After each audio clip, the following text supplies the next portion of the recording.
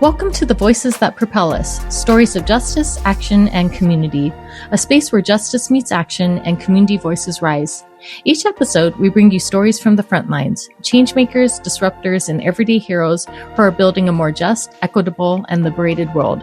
This is more than a podcast. It's a call to listen, learn, and move together.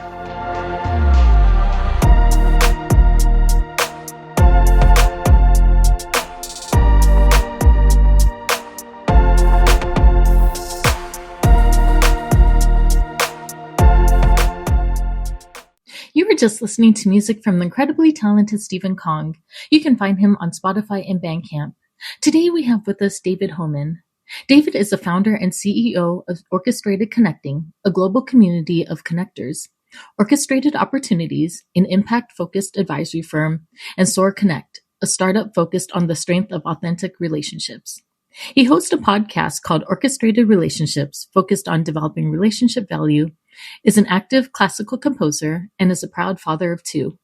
From middle-class beginnings as a son of a college professor father and a nonprofit-focused mother, he has built a network reaching into the most private and incredible circles globally while maintaining a code of purposeful community building called Orchestrated Connecting.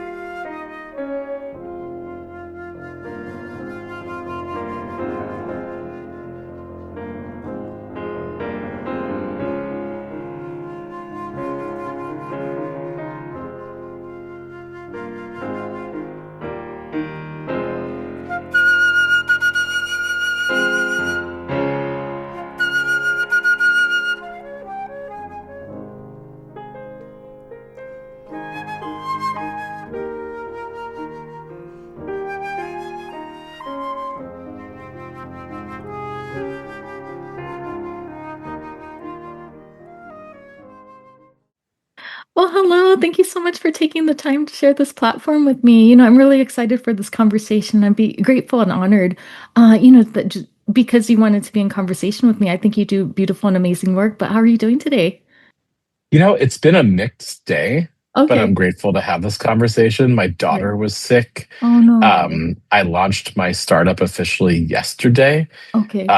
which is late January at this point, and Yeah. it's all going well, but it's really hard to manage something big while also needing to Right. make chicken soup.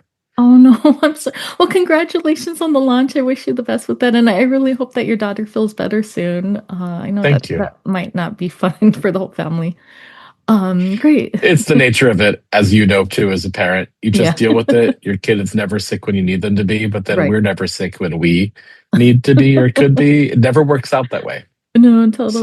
totally. So, just starting off, you built a global network rooted in trust and purpose. But, you said that it started somewhere more personal. So, can you take us back to your early influences and the moments that shaped you on how you understand community and connection? Yeah, I would love to say I had some great early influences in what shaped community, but my reaction to community was people doing it all wrong. Oh, okay. Oh, well, what do you mean by that? So think about the amount of events you've gone to that make you feel like you're back in middle school. Right. No one's on the dance floor. People are around the side. That alpha, Mhm. connector person or whatever is sitting there acting like they're important and you feel small. Mhm. Think about the times you go to a conference and you feel like you're anonymous and you're questioning your time there until somebody talks to you. Yeah. I felt like most people do events wrong. It's Okay. not about just getting people in a room. It's about who's in the room and curating the conversations the minute you walk in. Mhm. And so many people say, oh, well, it's a great community. All of you matter, but they don't know your name. They don't know what you Right. need. They don't actually help you. And so my teenage years into my mid 20s was just going to event, conference, gala, meetup, book club thing, bar meetup. And, I came from Northern Florida into the likes of New York City, where I've been now for 25 years. So there's an endless amount here. Uh-huh. I didn't really love any of it. I Okay. only loved when I'd go invited by a friend who said, you'll value the people who are hosting this. I want you to meet this person who's there. Mm. Um, let's go see this show, this concert. Let's go to this book club event. Let's go to my friend's restaurant, something that had a reason to be there. Okay. Okay. And I didn't feel anonymous. I didn't feel scared to walk into a room. And I felt empowered because I might meet somebody who's actually curious enough to ask me something back. Mm-hmm. And so when I started running my own events, it was the antithesis of what I experienced. Oh, I don't think if you come into an event, the first thing you should do is try to figure out who to talk to. right. I think a host holding an event who knows who's coming, well, Mm-hmm. a good host should personally curate the first groups for you. So the Oh, first 3 to 5 people you meet are the people maybe you needed to meet, and yeah. vice versa. And what happens when you come into an event where you know there's that intentionality, and the first thing you do is grab food or drink and sit down with people, you're Mm-hmm. given prompts, and 25 minutes later, you didn't need to attend the rest of the event. You were happy if those were the 5 you met.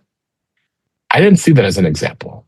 I didn't invent it. Other people have done it. I just made it a standard for every event I hold. Yeah.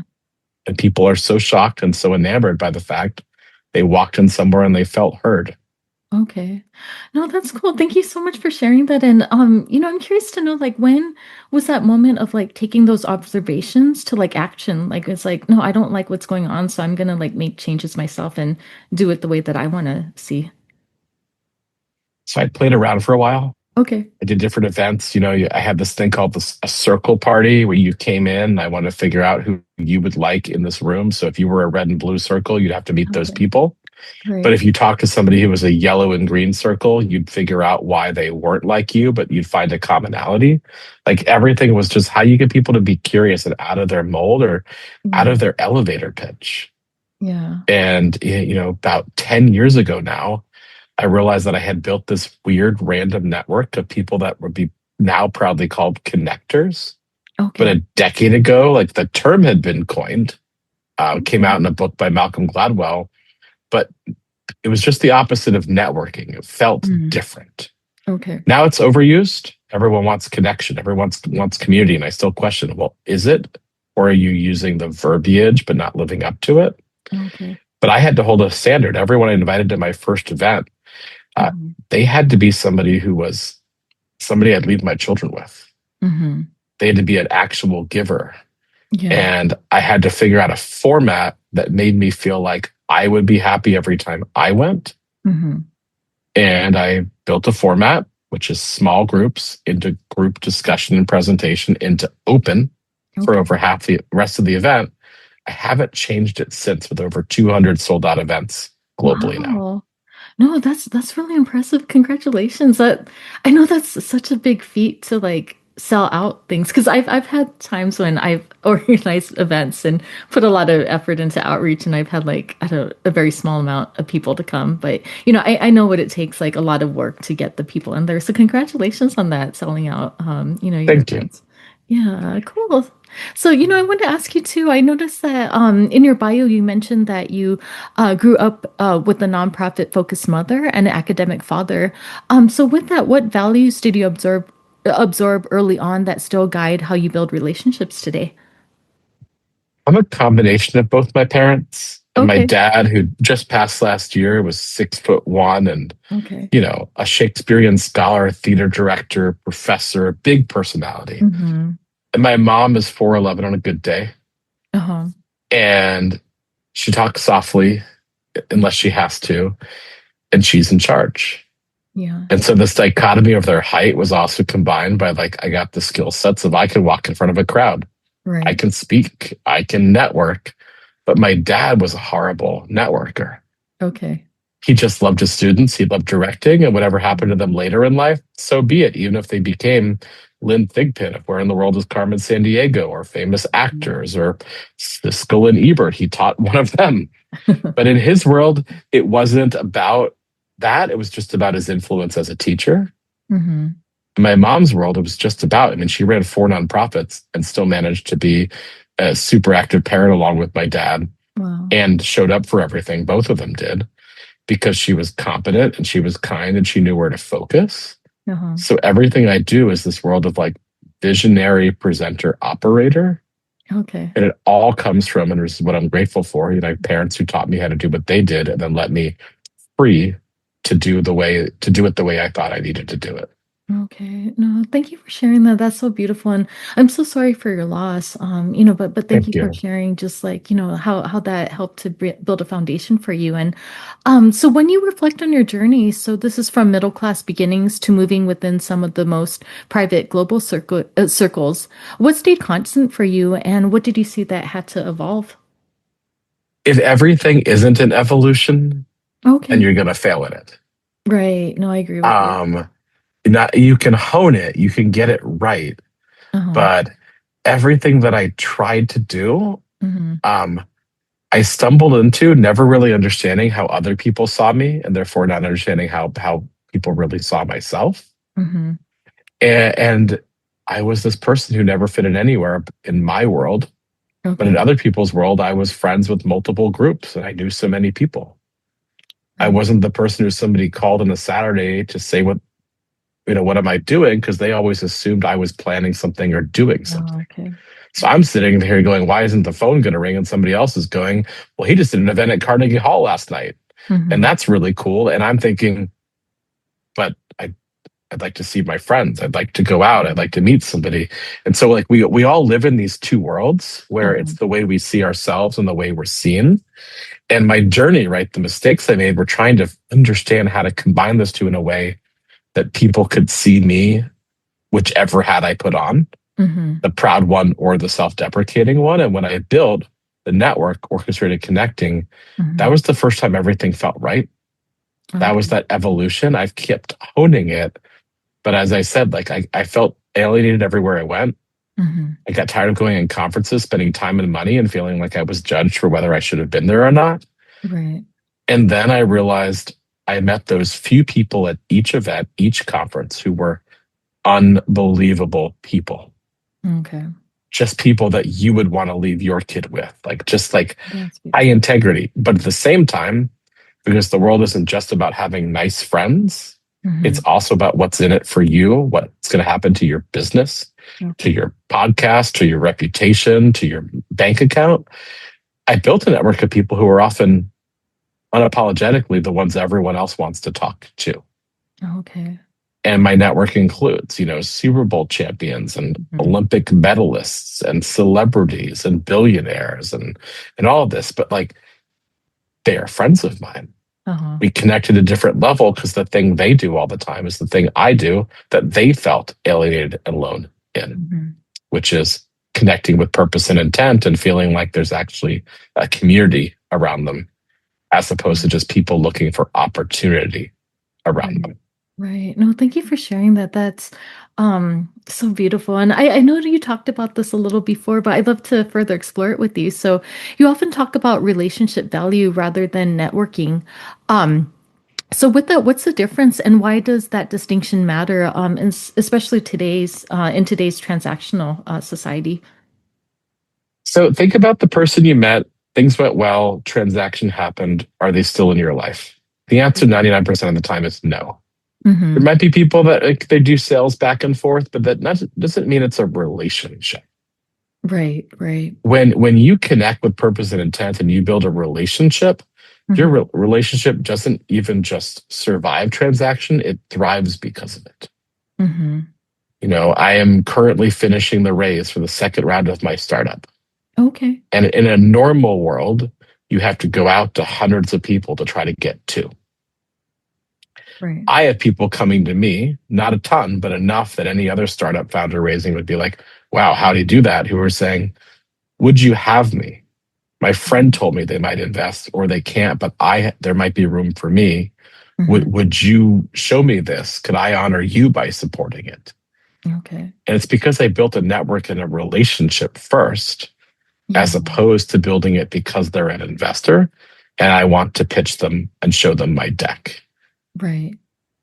Right. No, that's really beautiful. Thank you for sharing that. And, I'd love to talk with you more about your book now. So, in your book, Orchestrating Connection, you describe building purposeful community in a tribal world. So, what does that mean? And what dangers do we face if we don't build across differences? So think about that time you went on vacation to a country you'd never been to and you ate the Hmm. same food every day for a week. Uh-huh. Did you go back there? Most likely no, Right. right? And I use this food analogy because people don't get it in terms of connection. Uh-huh. If you sit in a community that looks like you and talks like you and sounds like you, not only is homogenous and boring in many cases, tastes the Right. same, so to speak, Right. it's not actually adding to your world.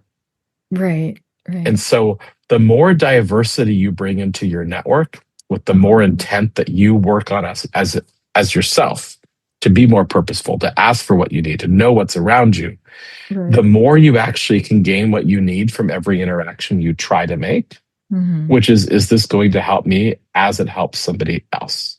Yeah. And when you get that right, it's actually a community as opposed to a network. Uh-huh. And to get that right is a whole series of principles. My co-author Noah Askin and I um, go into detail. It's understanding what really makes a community work as a participant or as a leader. And it's Right. really also understanding how to avoid all the people that you might meet along the way who are going to take your time and your energy and make you feel like you actually don't belong in something much more intentional. Yeah. No, thank you for sharing that. I think that's really beautiful. And, that's something that I really appreciate too, just the beauty and diversity. And I feel like we shouldn't strive to like all be the same, think alike, have the same like, opinions and everything. And, I think even with this podcast, like I want to invite people that I might not necessarily agree with, but I feel like it's healthy to have those kind of conflicts or disagreements, but as long as like both parties like respect each other and just talk with each other, because I feel like I don't know how you feel, but at least for me, I just feel like there's so much division in our society right now, and like people are constantly talking over each other, name calling or this and that. And I think it's really cool when we recognize and value those like just this diversity, and that doesn't just mean like race or class or anything, but it also means like diverse opinions or Mhm. like personalities. But I think that's beautiful that you recognize that though. I would say, and I appreciate you understanding that, it's not Mhm. just recognizing it, it's trying to convey to Right. people the strategy Right. behind it. Hmm. So I found myself, this is about 15 years ago now, needing to raise substantial money for a project. Okay. And I went to my network who look like me and talk like me, and I Mhm. completely failed. Oh, what? And then I'm like, yeah. What happened though? I'd like to hear more about that. so arts philanthropy. And Okay. when you raise money in the arts, you raise money from people who give money to the arts. Okay. Seemingly that makes sense, Hmm. except for once you've met everyone you could meet for where you live or where you travel to, there's not really anyone else. Okay. And you think that's the world. Here are the people who invest in early stage founders. Here are the Okay. people who you can hire for this construction. Here are the people. It's always the people you can figure out, and that becomes a bubble. Hmm. And when we're in a divisive world, which is why my colleague Right. Noah and I call this a tribal world, Mm-hmm. tribalism in its utmost work to survive. It's a reason why we speak certain languages and many others don't exist. Hmm. It's a reason why, people speak English globally instead of Dutch. Mm. It's all tribal. It just Right. depends, in this case, English of Dutch, which tribe had the more global naval empire. Okay. And when you look back at history, you learn the Dutch had it. That's why New York, where I live, was New Amsterdam. And when the British took over globally as the best sailors, the best navy, Hmm. want to know why we speak English? Because the majority of the power countries in this world speak English as a first or second language. It's not the only one, Hmm. but that happens when something's tribal. And so when tribal worked, it Hmm. worked really well. Right. But tribal now was about who agrees with you and who's the enemy if they don't. Hmm. And, there are people in my network who are, you know, massively focused on climate change and sustainability. Right. And based on their faith, they don't believe they're happy with the reversal of Roe v. Wade. Mm-hmm. Do I hate them because I want my daughter to have rights I think she should? Right. Do I like them because they're working to make the world cleaner and greener? Like, how do you balance those things? And the goal is, if we're curious, if we are vulnerable, if we have empathy with each other, it's better to find a common ground than judge and just literally separate. And so, but somebody who won't welcome another opinion is just hearing what they want their tribe to tell them. Right. Right. No, thank you for sharing that. I think that's really beautiful. And I want to talk more about trust as well. So trust is essential to everything that you do. So how do you cultivate trust at scale without compromising authenticity? But think about the number of people you meet who are curious about you when you meet them. Okay. Statistically, it's actually 34%. It's pathetic. Wait, you mean for people who are meeting you, that's the percentage who that are curious back to oh. you. Oh wow. Wow. No, that is kind of a small number. It is, but think Yeah. about all the conferences you go to, the events you go to, Right. anywhere you might be. Right. Even as somebody who literally interviews people as part of what they do, you'll ask them a lot of questions. Uh-huh. Do they learn your daughter loves the Nutcracker? Mm-hmm. Do they learn anything? No, they don't, because they don't Yeah. care. Right. They might have done research and figured out who your podcast guest was 4 times ago and be like, hey, I'd like to meet Larry. Mm-hmm. But they don't actually care about you, Yeah. because somebody who's curious makes you feel heard. Right. Somebody who makes you feel heard, you then share something with, they share something back. Yeah. Suddenly your differences are not astronomically different. Uh-huh. And so what I found in this research and running a community of connectors in particular is how few people think these skills are essential. Mm-hmm. And I have case after case, we're talking thousands, of why this way of doing it ends up with a better result, a better return, not just feeling validated or nice. Uh-huh. Because for anyone who's in the startup world who might be listening, I closed my first round 7 weeks after opening it. Okay. That is not normal. Okay. I went out, I said, here's what I'm doing. I did prep work. I said, I'm raising. I closed it Mm-hmm. because I built the relationships first without an expectation, based on the trust that I had built when I came and said, trust me, I will build this. Now I built it. Yeah, no. Thank you for sharing that too. And actually what you said like reminded me to actually like why I wanted to start this podcast, this kind of platform, because I really love storytelling and just like, I think people are so beautiful and I love to bring that beauty out of folks. But I just feel like there's so much, like I was talking to you about like so much division and so much like stereotyping and labeling of folks, that I Mm-hmm. feel like people have just been okay with like doing these like horrendous things to people. I think it's because people's humanities have been stripped away and they're like reduced down to like labels. And I with this podcast, I wanted to show like the stories behind these labels. So my hopes are that like folks can actually listen and develop more empathy for folks and have like more genuine connection with people versus like just labeling. For example, I'm thinking of like anti-trans legislation and rhetoric or anti-immigration, because I feel like once people know the people behind, like the humans behind these stories, I think they'd have more empathy. And yeah, I hope that people do develop more curiosity, because I think every story has, or every person has such a powerful story to tell, and people should want to listen to their stories. So I'm hoping that we can get more toward that kind of way, though. So I wholeheartedly agree, which is why I Uh-huh. was really grateful to be on this with you. Mm-hmm. Part of the way I try to take a little harder edge on it Okay. is because, when you study human behavior for a living, you have to Uh-huh. understand what makes people tick. What makes people tick is not something just honorable, full of abundance, and everyone going Right. kumbaya. Right. Like, we're I trying to feed agree. ourselves, we're trying to feed our Mm-hmm. kids, we're trying to take care of our ailing relatives, and we're locking ourselves away from the work hat, the family Right. hat, with the, even what we wanted to do in life. Mm-hmm. And surviving is not easy. You're right. Even for Right. people who have a lot of means, it doesn't mean they're mentally healthy. Mm-hmm. It doesn't mean that their life is joyous based on the fact of their parents or their grandparents making a lot of money and making them feel like they're horrible people for not also having made it. Like, there's always another side. Uh-huh. And so part of my study has been, how do you get people to act selfless while also acting selfish?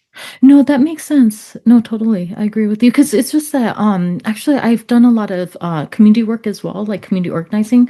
So for example, we were trying to do community organizing with low income folks and we went on to different offices and stuff and but one thing that we realized is that because people are trying to just make their own ends meet, like it's harder to think about like how can I, help to make a difference more on a larger scale. So trying to like relate to them and help them get to the resource that they need while also like helping them to see like, this is not just like a personal thing, but it's like related more to systemic things. Because I actually study sociology, so I learn more about like changes on systemic levels. And I, as I've gotten older, I think I've really learned how like the political is personal and vice versa to like, our personal lives influence policy. And no, I agree with you too. I think getting people to think beyond themselves while also like recognizing that, yeah, it's hard to just like survive, every day and, honoring that as well. Thank you for saying that.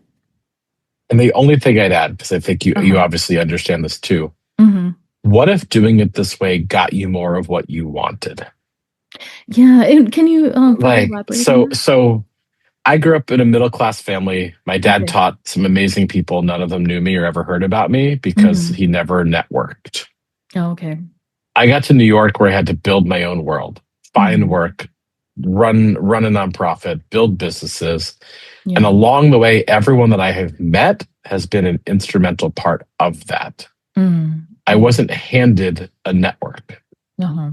So when people think, oh, well, that person was, they're the son of so and so, they're the daughter of law this person. Once you have that, the Yeah. narrative becomes, well, they were handed everything. So, like, I just want to be clear, I wasn't handed it.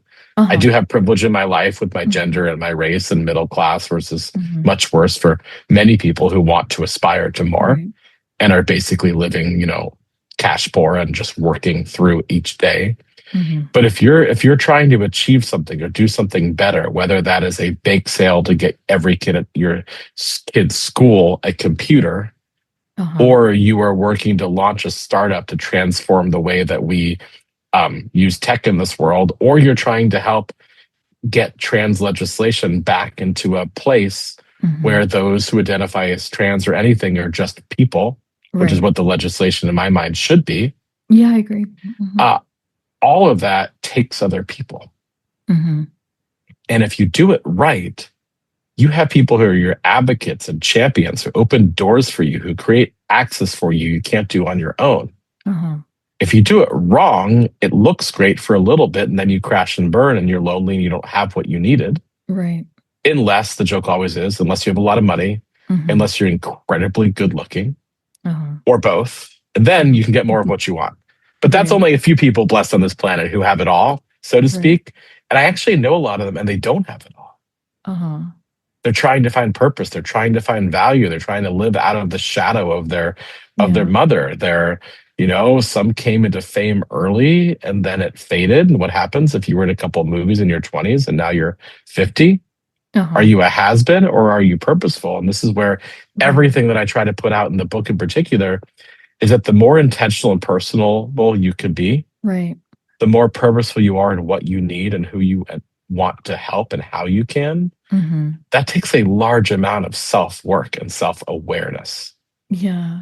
Yeah. No, thank you for sharing that. And, something else that I want to do with this podcast is show my listeners how people can take tangible steps to like seeing changes that they want to see or, because I think that when you think about changes, like it can be pretty overwhelming. People don't even know how to start, even if it's like baby steps. So, with that, for listeners who want to build meaningful communities but feel overwhelmed or excluded from elite spaces, what would you say that the first mindset shift would you encourage for them?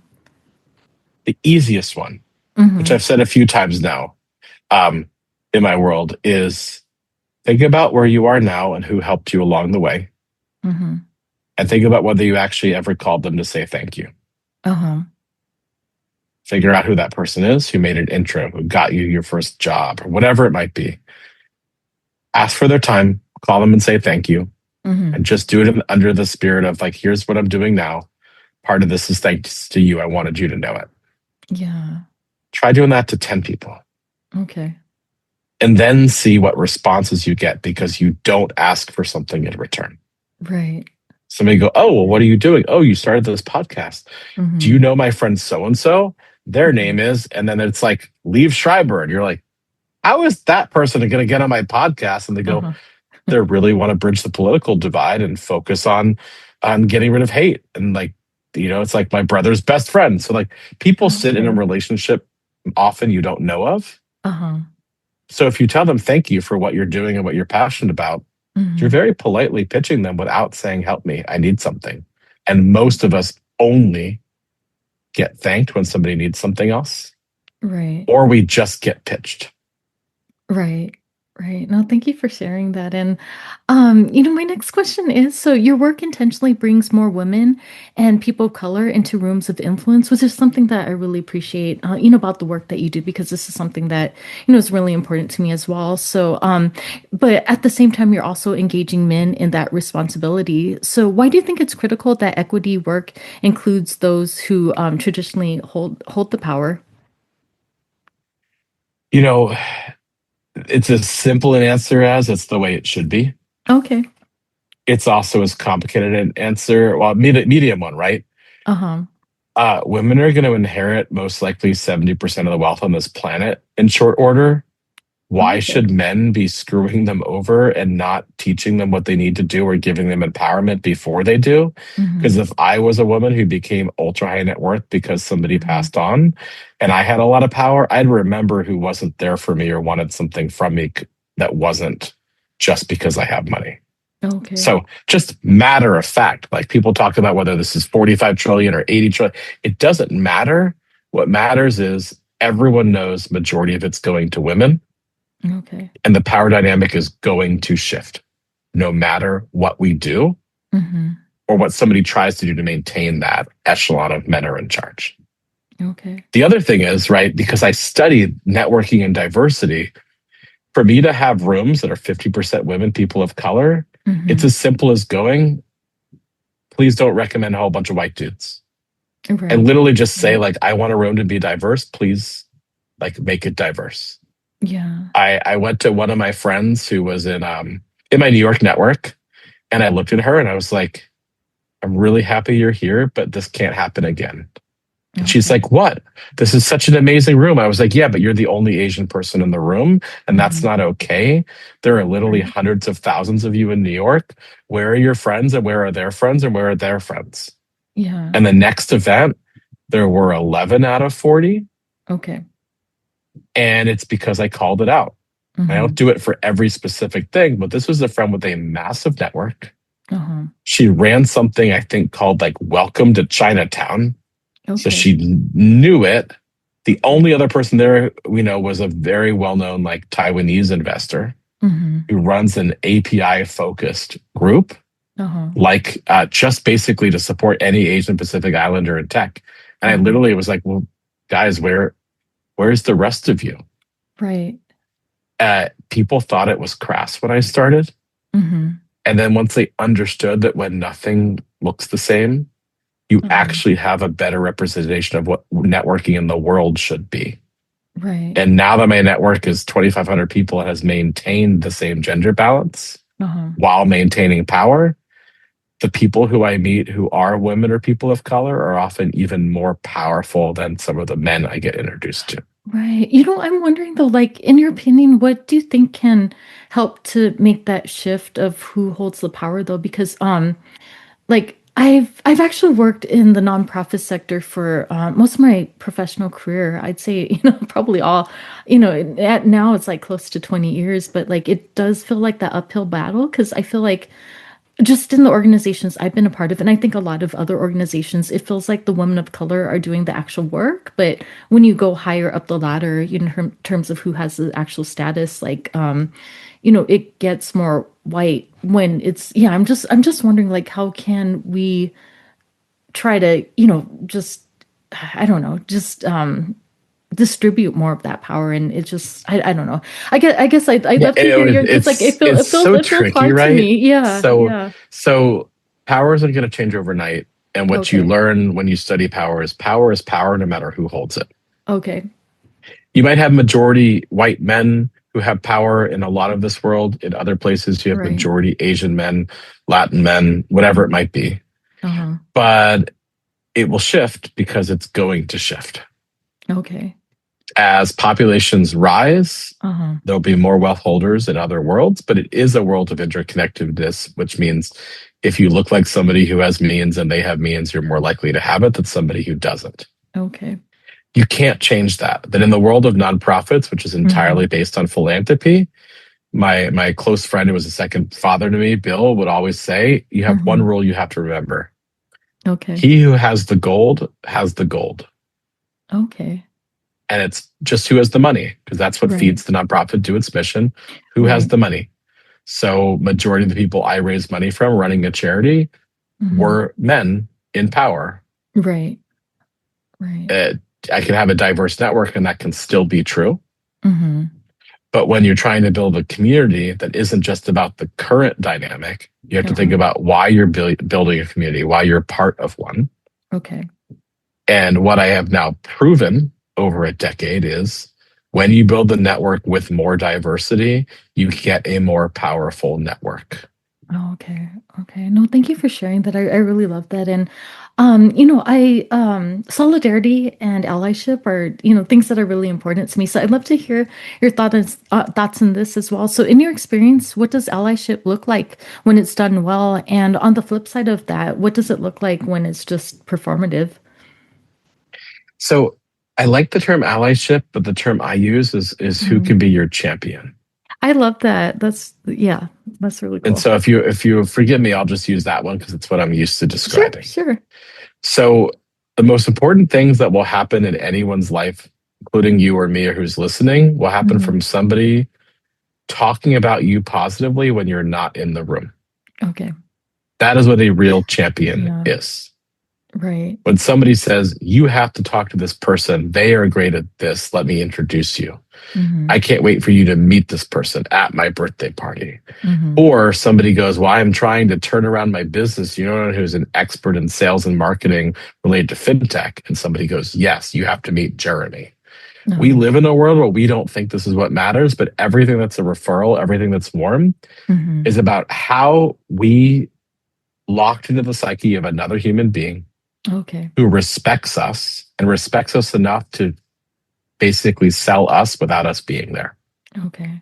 And so an allyship, a champion, all of this, in the best sense of it, are people who learn enough about you, they can become that person for you without an expectation in return.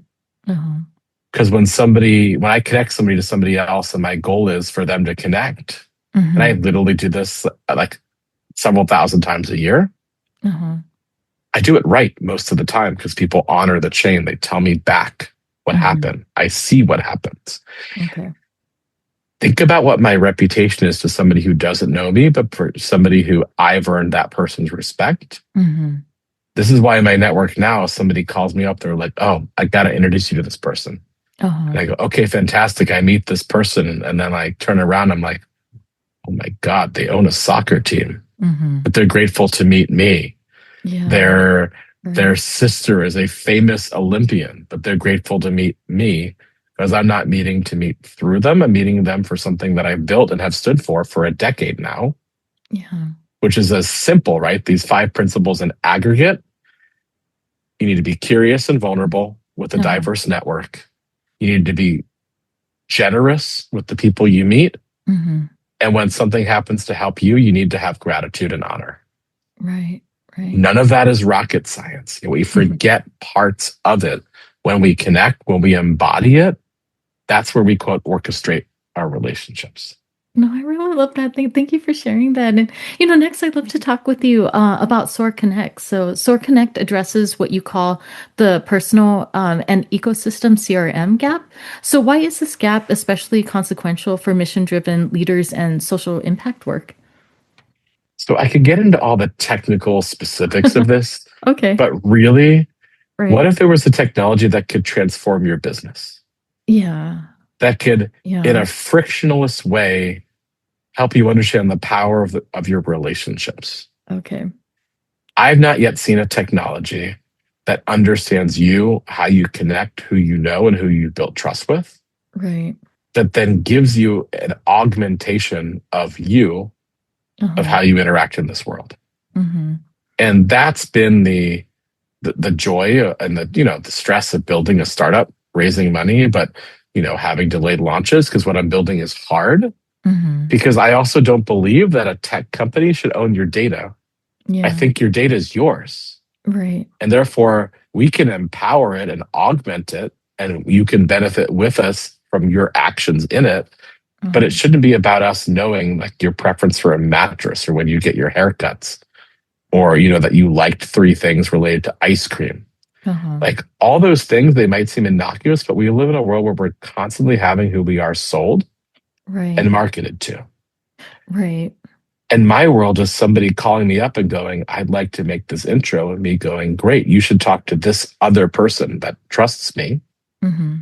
And I wanted to build a system that just makes that easier to do, that has a Mm-hmm. moral code as Uh-huh. part of it. So now, year and a half in, that's what's launching as we speak Yeah. into my investors and beta network, into my global network in a few months. Uh-huh. The whole goal being, if I built this right with a great team, advisors, some amazing investors who are visionaries in their own right, then I change the way we demonstrate and show trust Mm-hmm. and measure action.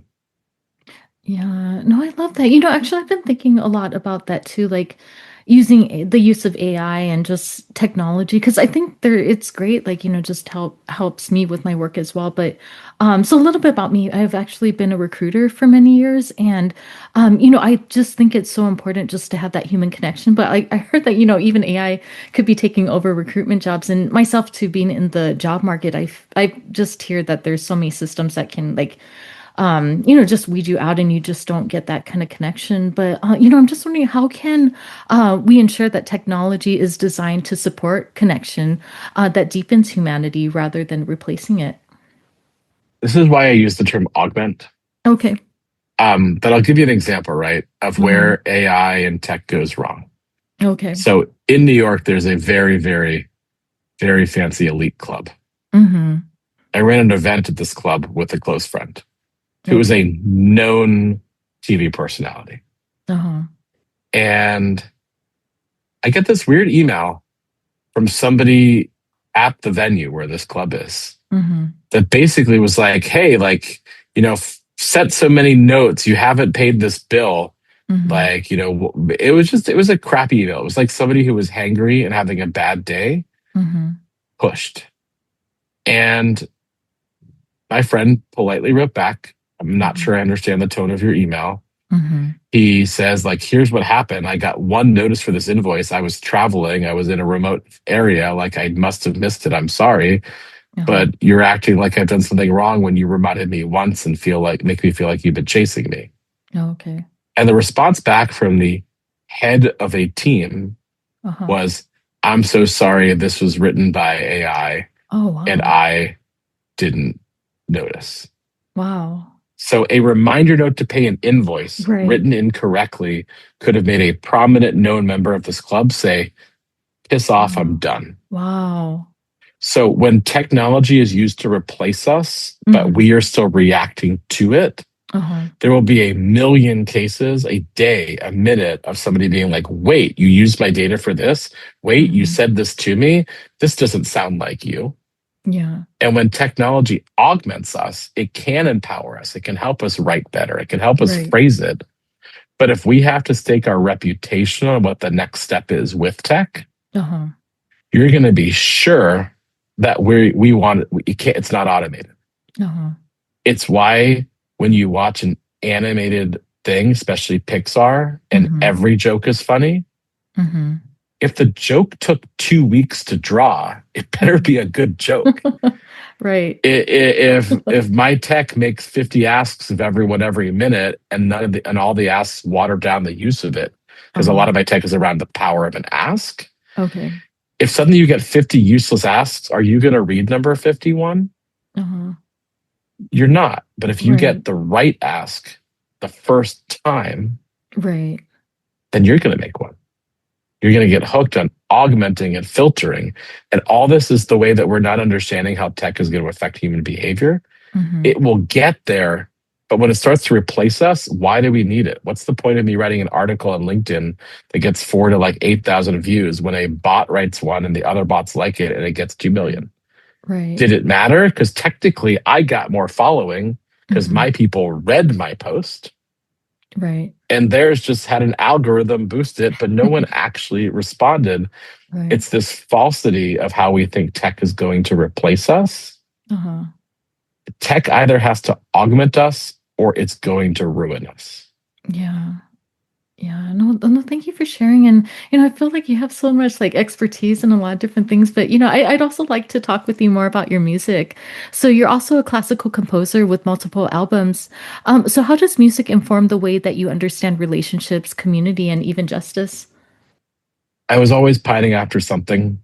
I was lonely. There was a girl I liked. I was anxious and upset. I was Okay. depressed, and listening to Nirvana or the Chili Peppers or U2 like only goes so far as a kid from the 90s. Yeah. Um, my music is my solace. Uh-huh. I write really pretty melodic music. Mm-hmm. Sometimes one person likes it, but Mm-hmm. it's their melody. I love that. And if I find that resonance with one person, it's nice if it's two or 10 or Mm-hmm. hundreds. Mm-hmm. But I live in a world where all of the stuff I write is extremely private and personal. My Right. sister calls it bathroom music, like the things you listen to while you're sitting alone, Okay. because the emotional journey people go on if they dare to listen to my music, which you can literally just ask Alexa to Uh-huh. play. Mm-hmm. Um, it's fulfilling because it's not just for me. Like I have Mm-hmm. validation. I've written over 200 works. I have Mm-hmm. multiple albums, and I don't do it for fame because fame doesn't exist. Okay. I do it because I can't stop. Mm-hmm. And I do it because it's still meaningful. When my father passed, I sent out to my entire network a piece of music that I had written Okay. pretty recently that's actually getting premiered as a ballet in Oh, Vero okay. Beach, Florida in March. Wow, that's amazing. And it's about loss. Okay. I wrote it before I lost my dad, but it's about loss. It's about this idea that the ribbons in the sky that are red and pumping become black when we die. And sometimes our ribbons go all the way to the floor. Right. Sometimes they fall too soon. Sometimes we get caught up in them. And everyone has experienced loss in some way. Yeah. And the journey you go on starts with a melody and you end with the same melody. Yeah. Because when you go through a process of loss, you go through all this myriad world of every single thing changing. And then you come Mhm. back to the core of who somebody was for you. Uh-huh. It's not a novel. It's Right. it's it's a line Yeah. or it's a melody. And so I've tried to do that repeatedly for people. Mm-hmm. I do it for myself. Fortunately, I'm able to keep writing and some people like it. Some Uh-huh. people love it, but it's all for that goal of finding the resonance for somebody in a melody. Uh-huh. And the way I combine that with my life, as on my Instagram, I call myself the connection orchestrator because somebody Yeah. thought they it sounded good. I was like, okay, I'll go with it because I've never used Instagram before. Only my mom Right. follows me. And they're like, yeah, but the thing you do is you find the resonance between people. Right. No, I love that a lot. Yeah, no, that's really beautiful. And, thank you so much for your time. I really had a wonderful, time talking with you. I appreciate this beautiful conversation. But just as we're wrapping up, I'd love to hear about your thoughts with this. So, if we're serious about building a more just and connected world, what is one practice that you believe that we all must commit to together? It's not the one people expect. It'd be Okay, nice if what's the world that? was more curious. Uh-huh. It'd be nice if people were more gracious or had gratitude. A lot of people talk and write about that.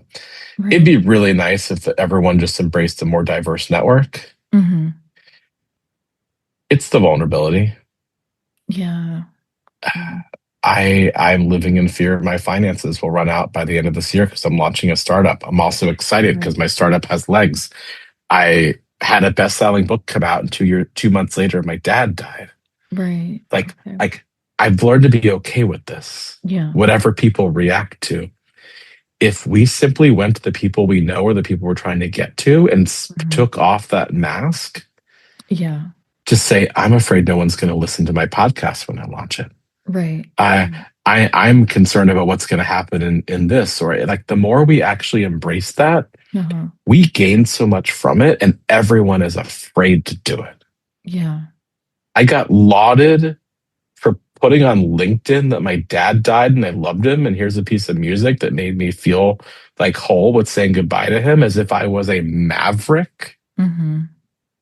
And then because I have a crazy network, over 800 people wrote me and told me about losing their parents or that they were. Wow. So, Wow. like, if I hadn't been that audacious, Right. what would have meant to those people? Right. What would they have meant to me? And like, why is that courageous? Like, everyone loses their parents. It's part of the cycle Yeah. of life. Some earlier, Yeah. some too late. In some cases, parents lose their kids first, but majority of people, Mm-hmm. we will always be people who lose our parents. Yeah. And it's a club no one's supposed to belong to, but everyone does. Sometimes people are double card carrying. And why was I audacious to tell people in social media or in my network, my dad was dying when he died? Yeah. And so I wish we had that. Like, I literally wish we would just get our heads out of the sand Yeah. and go, I like the current politics. I don't like the current politics, but I'm afraid of what happens when this happens. Yeah. I'm afraid of what happens if another storm hits and I lose power in Texas. I might like my Texas politics theoretically, but I don't want to have grandma freeze and die like it happened a few years ago. Like, those Right. things can both be true, but unless we talk about it, we don't then start to figure out what is more common. Yeah. And it exhausts me how hard it is for people to be vulnerable, Yeah. as if the reaction we think people will give to us is worse than the reaction we actually get. Because I guarantee you, the reaction we think we're going to get is almost always worse.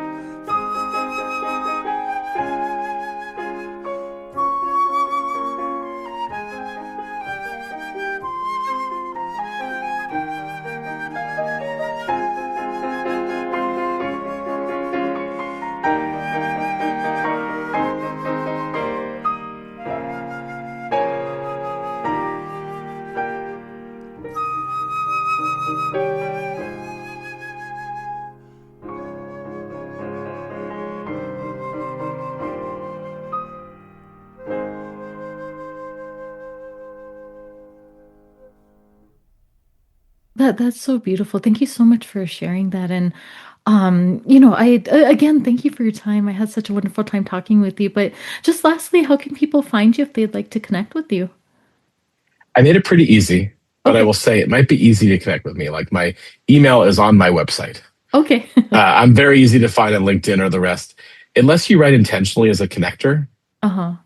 I lost this thing called time a long time ago.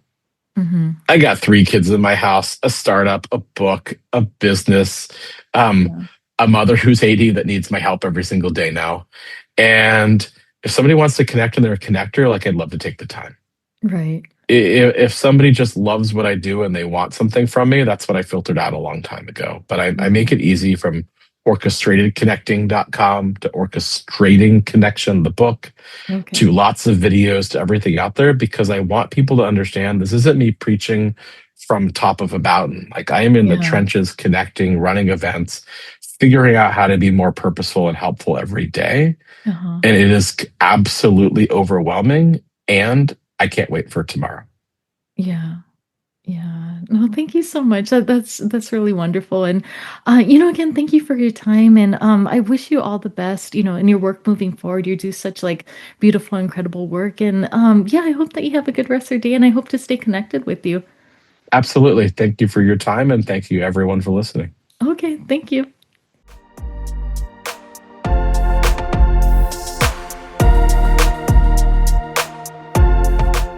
Thank you for being here and tuning in to Voices That Propel Us, stories of justice, action, and community.